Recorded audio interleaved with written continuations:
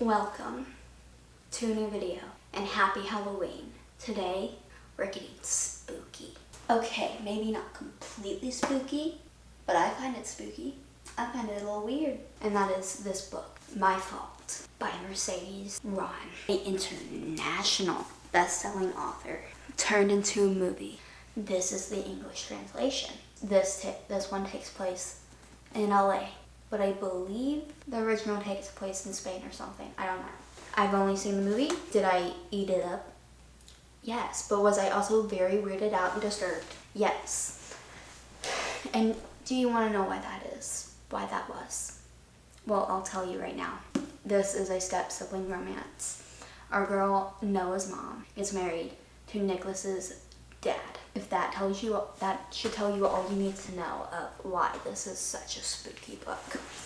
Is it a typical book you would think, oh, this is totally a spooky book. This is totally perfect for Halloween? Probably not. No. Because it's technically considered romance. And on the back it says young adult. So I'm guessing there won't be spice. Based on what I saw in the movie, I'm not too sure about that.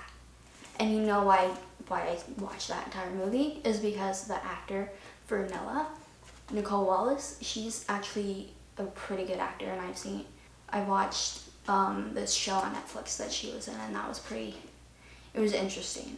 Definitely look at trigger warnings for that, content warnings on that.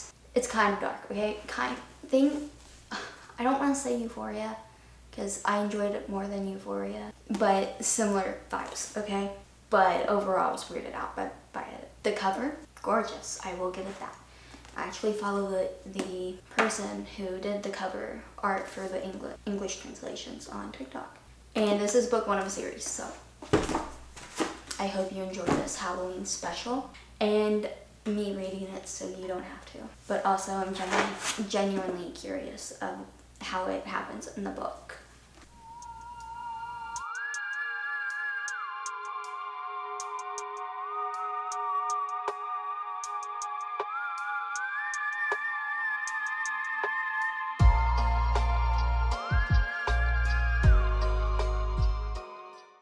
I am in chapter 1. I technically just started.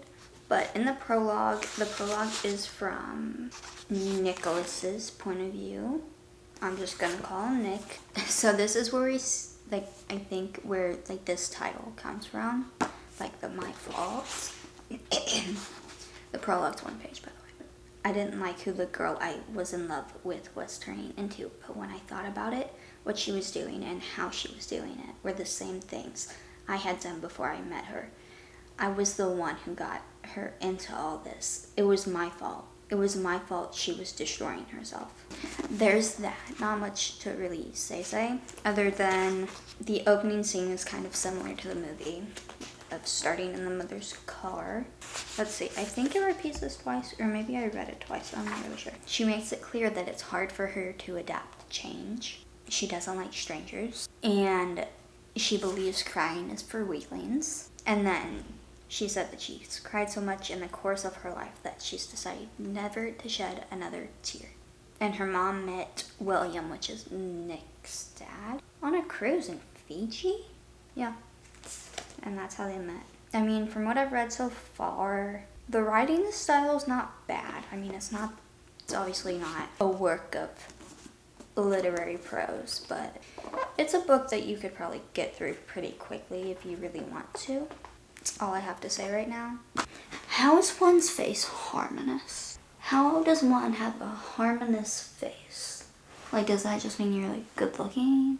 His face was harmonious, though the signs of age were evident on it. So what's that mean? What he's good looking, but what does having a harmonious face mean? Does that mean you're good looking? I don't understand.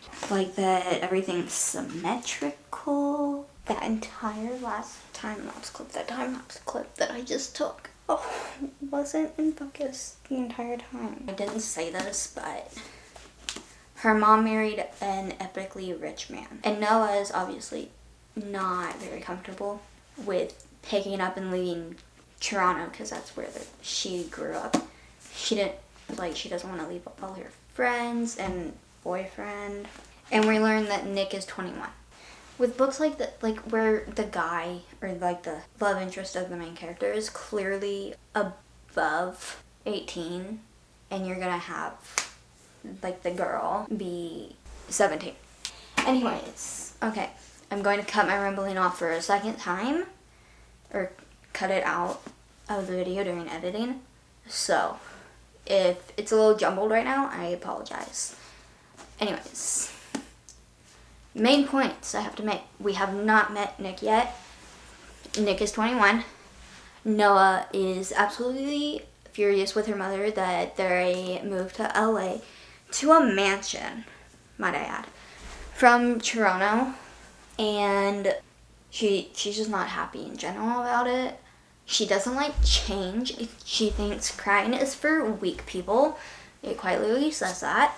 She's not here for all the money, alright? And she left her friends, like her best friend and her boyfriend behind. In chapter 2 that they meet. I don't know if I mentioned that, but they have met. Some takeaways. Very basic takeaways, guys. Like, the family dinner was very awkward. I don't know, it's just, like, I mean, we didn't spend that much time there, but what we did spend there was a little awkward. And Nick, like, they were, like, arguing or something, like, basically not getting along. I guess there's also, like, an enemies to lovers kind of arc. But Nick ended up saying, this is what he said: "You pretend to be something you're not when both of you have sold yourselves for money." And I'm like, excuse me? They honestly both have a temper problem.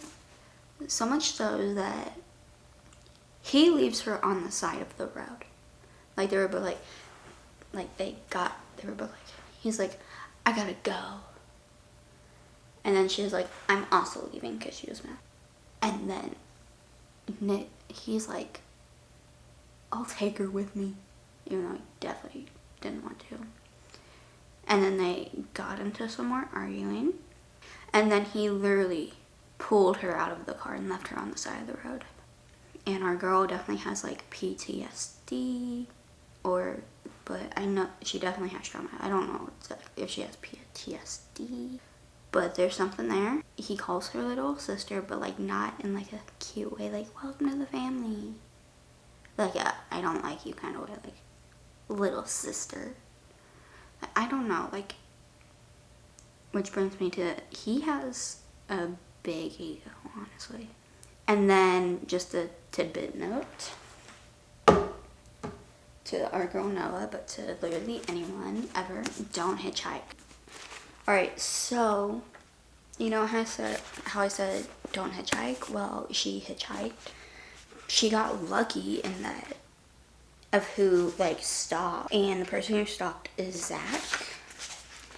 And Nicholas's father helped get saved his father's butt. Obviously it doesn't say butt, but in a, like, case with the IRS over a year ago, because William, his dad, Nicholas's dad, is an attorney, and he apparently also does not like Nick. Join the club. She was like, I'm just tired. I just want to go home. He was like, okay. And then he mentions that Nick will be at this party. And then she's like, all right, I'm going to give him a kick in the behind, you know? And then she's like, all right, we're going to the party. And then on this one page, Zach is like, are you sure about this? And in the next line, it says, my new best friend asked. Okay, you're not best friends, especially not that quick. You don't become best friends with someone that quickly. That's not, no. Like, sure, you can become friends with someone, but you don't become best friends that quickly. Like, that's just so weird to me. She just punched him. This early on in the book, and she punched him at this party. And then this is such a weird line that I just have to mention because I've never read a line where it uses this word and like the, you know, a dry measured laugh erupted from his esophagus. What? That's such a crazy line. I don't think I need to mention the esophagus line other than just telling you the word that. That's so weird. Like usually, like when I read something like a laugh erupted from the person, it's like a laugh erupted from his lips or something like that, but not esophagus. Like that's so interesting. That's such interesting wording.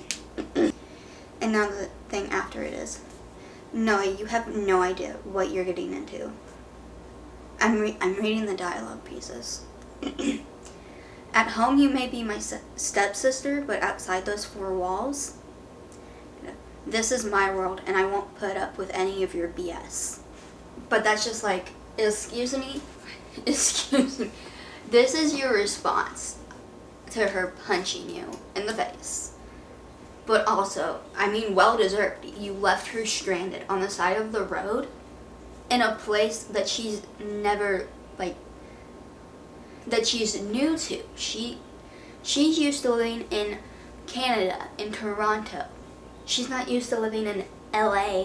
When I tell you, this man has a big ego that needs to be taken care of. I have a feeling this is going to be a toxic relationship. I mean, it's already toxic because they're step-siblings. Okay, Nicholas just put Zach because Zach is the one who brought her to this party. And also, girl, you've just met him. He's not your best friend. But also, literally on the next page, he does something you don't like. Lesson number 2.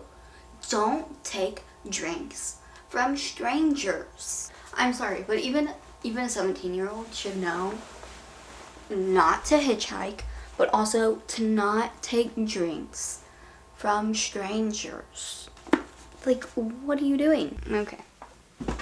Well, I'm redoing those nails right now, and I am listening to the audiobook. I am in chapter 9, and the only thing that I really have to say right now is that, honestly, Noah has daddy issues, and Nicholas has mommy issues. Let's be real. Dan, obviously, is cheating on her with her best friend. I just already know that. Nicholas's friends absolutely suck. Like, one guy, oh my goodness, I have to talk about it because it was so disturbing. Let me find it real quick. Here it is. Okay, so she was out by the pool and everything, and then Nick and three of his friends who are also awful, and one exhibit with us, okay? 2 of them went into the pool, 1 didn't. The two that jumped in the pool, I don't know their names, they splashed water everywhere, and I guess Noah's wearing like a white, she's wearing some sort of dress or something that you can see through, I guess, if it's wet. So I'm guessing white or like a light color, I don't know. But it got on her, and one of them, who we are referring to as goon number 3, alright, said, "You guys can keep splashing in this direction." I'm not going to read that. I'm just going to read the dialogue, but you can read it on the screen because I will pop it up for you. "You're one heck of a catch for a 15-year-old. And then she says, "I'm 17, yada yada," as she should. But also, it doesn't, what? Either way, that's awful and weird and gross and disgusting. This dude is clearly, you know, and I just needed to point that out. Because, like, what the heck? What did I say? Her boyfriend was cheating on her with her best friend. No, wants to get, like, revenge somehow, some way. I don't know. On Dan. And then Nicholas suggests, "I'll kiss you and we can take a bunch of pictures and send it to him, and then you're leaving," or something like that. Disgusting. One, dude, you're literally her stepbro. So gross. No. You literally are of the same family now. Not by blood, but by marriage.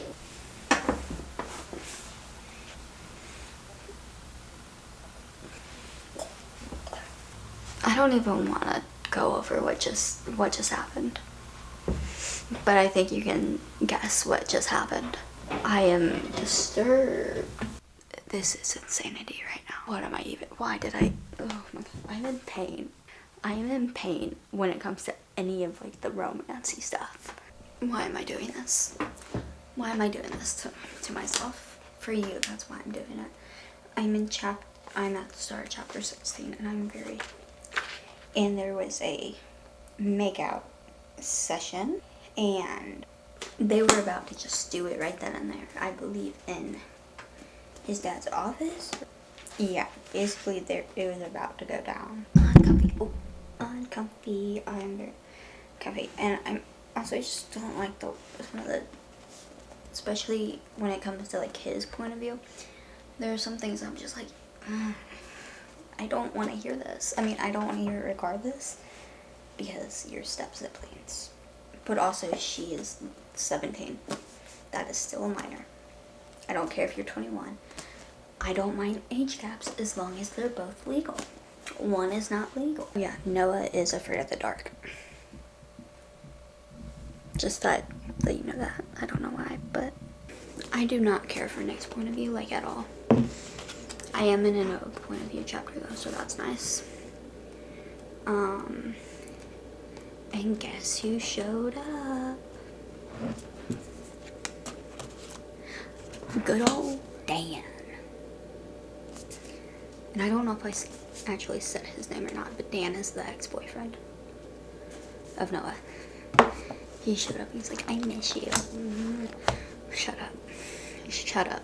Anyways, I have a quick little update for you.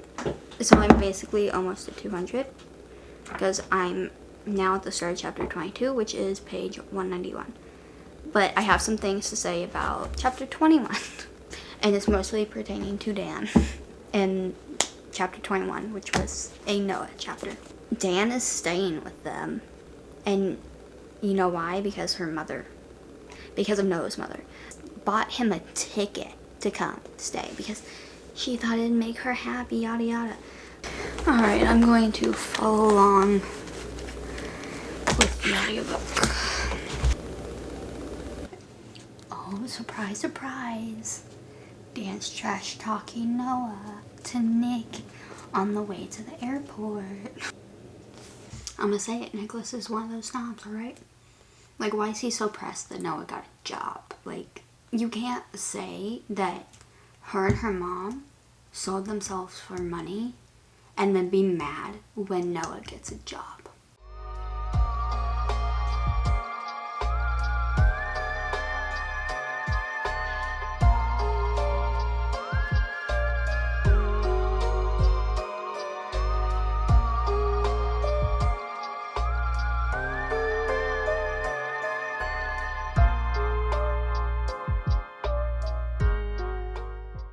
Does he not realize what's wrong with this sentence? What's wrong with this thought?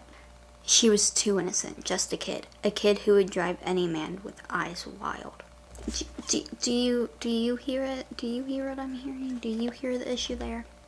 She was too innocent, just a kid. I mean, she's a teenager technically, but she is a minor, and he's now 22.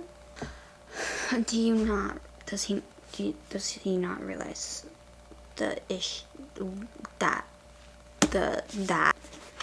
like he knows she's a minor? Also, I don't understand why this is YA. Like, there's not like actual like spicy scenes, but like there's close. I don't know what it is, but it doesn't feel like this should be classified as YA.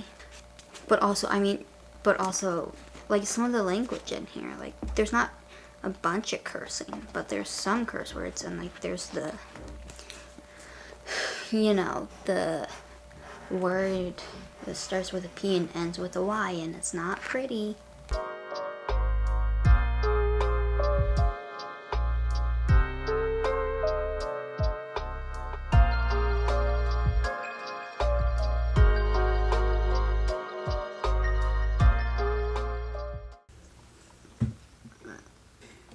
we're at an intimate scene, chapter 39, and I'm uncomfortable.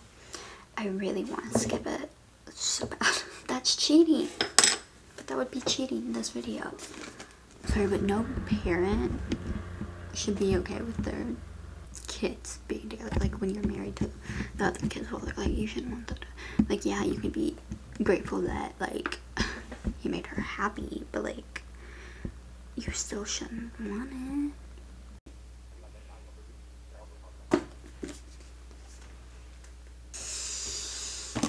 I'm officially finished with My Fault. And I've never been happier to finish a book, honestly. And I mean, I'm always happy when I finish a book because it's like, oh my gosh, I actually finished the book. But most of the times it's like I finished it because I enjoyed it. I'm gonna say finished, but didn't enjoy, which for me is my 1-star rating. 2 is not for me, which this clearly is just not for me. But I also didn't really enjoy it, so I am beyond happy to be done with this book because, oh wow, it was something else. Do I recommend? No, but I don't recommend it because I don't like the you know, the step sibling stuff. Blood related or not, they're not blood related, but I still find it weird, and I find it weird that the parents are like for some reason okay with it. Like it's just not for me, and I don't think it should be classified as a YA. But I also think that there should be content and trigger warnings for some of the stuff in here. I would also say like a content warning that it is. And honestly, technically the genre is supposed to be romance or young adult romance. Is the cover gorgeous? Absolutely. But did I enjoy the actual content? Not really. Like, there were moments where I was like, okay, this could have potential, but it was definitely repetitive with the mentioning of like, he's my stepbrother, she's my stepsister stuff. That wouldn't have left my mind regardless, probably. I really tried to like tune it out, overlook it, but I couldn't. But also, to me, it just, like, it wasn't romance, it was just physical attraction to me, to be honest. Like, they both said I love you to each other, but like, it doesn't really feel like that way. It just feels more like they're, you know, it just feels more like lust, I guess. Okay, I need to stop, I'm rambling. Anyway, I will see you in the next video. Bye.